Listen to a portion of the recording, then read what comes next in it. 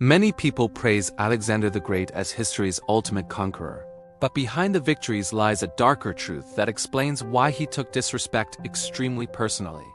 In 336 BCE, Philip II of Macedon was assassinated unexpectedly, leaving his 20-year-old son Alexander in charge of the most powerful army on earth. Many doubted the young king, believing his rule would collapse quickly without his father's strength, reputation, and political skill guiding the kingdom forward. They were wrong in ways no one could have imagined, because Alexander proved himself not just capable, but terrifyingly determined to prove everyone wrong. Alexander believed greatness required dominance, reputation, and fear, and any challenge to his authority became something deeply personal in his mind. Let me show you exactly how this happened, beginning with the city of Thebes and a lesson Greece never forgot. After Philip's death, Greek city-states sensed weakness and began whispering about rebellion, wondering if Macedonian control could finally be broken. Athens hesitated, but Thebes went all in, arresting Macedonian supporters, stockpiling weapons, and calling for united Greek resistance. Alexander responded with speed bordering on madness, marching his army nearly 300 miles in just 13 days.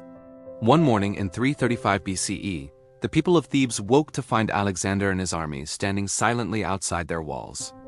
Alexander offered mercy at first, asking only for the rebel leaders, hoping to make an example without destroying the entire city. The Thebans responded with mockery and insults, reportedly demanding Alexander surrender himself instead. That was the moment negotiation died, and punishment began to take shape in Alexander's mind. Thebes had existed for over 1,500 years, but Alexander ordered a full siege, something almost unheard of against Greek cities.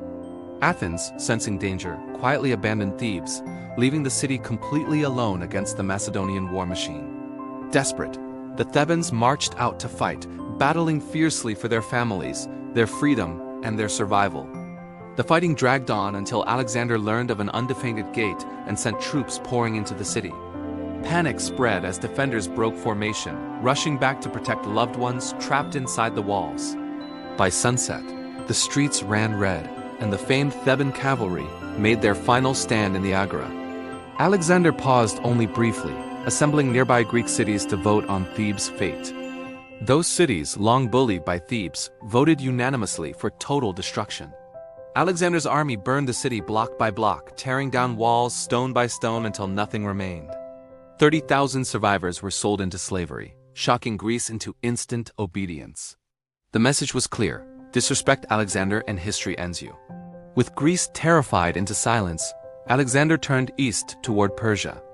At the Battle of the Granicus, Alexander led from the front, wearing a white-plumed helmet that made him impossible to miss. His recklessness nearly killed him when his sword lodged in enemy armor during combat. A Persian commander seized the moment, swinging an axe toward Alexander's exposed head. At the last second, Cleitus the Black drove a spear through the attacker, saving Alexander's life. From that day on, Cleitus became one of Alexander's most trusted companions. But loyalty would not protect him forever. Now here's where things get really interesting, because power was changing Alexander.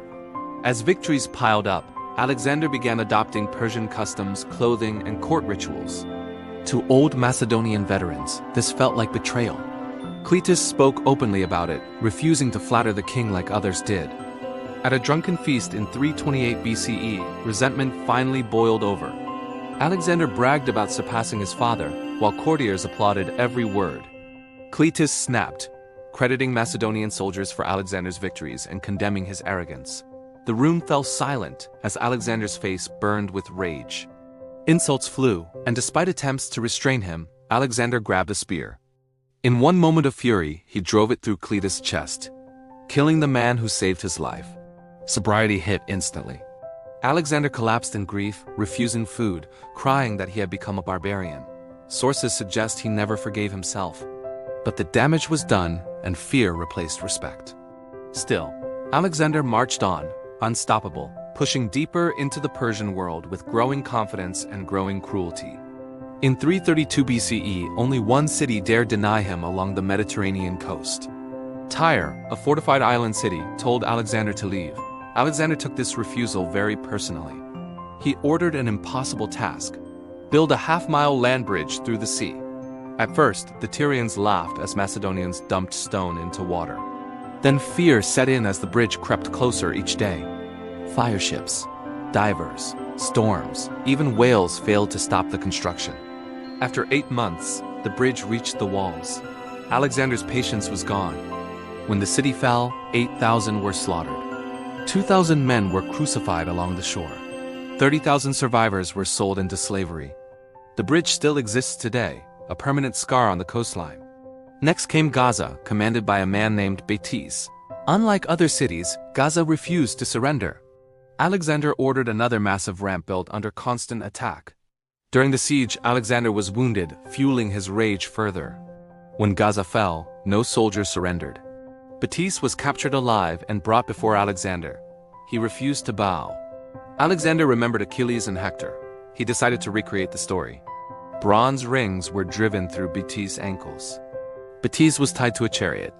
Alexander dragged him around the city walls until he died. Ironically, Achilles dragged Hector after death. Alexander missed that detail. This was revenge, not honor. So what does all this mean for us today? Alexander was a genius, but also deeply insecure. Every slight felt like a threat to his greatness.